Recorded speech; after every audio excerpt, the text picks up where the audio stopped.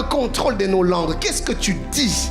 Maudis-tu le pays? Maudis-tu la terre? Maudis-tu Dieu? Maudis-tu ta vie? Qu'est-ce que tu dis de toi-même? Qu'est-ce que tu dis de ta nation? Maudis-tu le gouvernement? Maudis-tu les autorités? Qu'est-ce que tu dis? Quelquefois on se laisse aller et le diable en profite pour nous pousser aux erreurs, mais quelquefois aux erreurs irréparables. C'est le piège dans lequel Saül est tombé. Qu'est-ce qui se passe? Les ennemis viennent combattre Israël. Et les ennemis sont en train de s'approcher.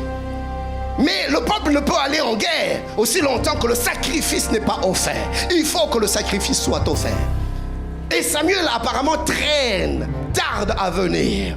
Et Saül, lui qui était roi, il avait l'onction royale, il n'avait pas l'onction sacerdotale, il n'avait pas l'appel à la sacrificature. Saül n'était pas un sacrificateur, il était un roi. Il n'avait donc pas le droit de sacrifier pour le peuple.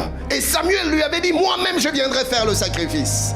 Mais à un moment donné, Saül qui regarde l'ennemi en train de s'avancer, Saül qui regarde le peuple pris de panique, de peur, de frayeur. Le peuple commence à se disperser parce que l'ennemi approche. Saül perd le contrôle. Cher bien-aimé, quelquefois, la panique peut te faire perdre le contrôle. La peur peut te faire perdre le contrôle. La frayeur peut te faire perdre le contrôle. Et tu te mets à dire ce que tu ne devais pas dire. Tu te mets à faire ce que tu ne devais pas faire. Tu prends des actions, des décisions que tu ne devais pas. Pourquoi? Parce que tu es motivé par les émotions.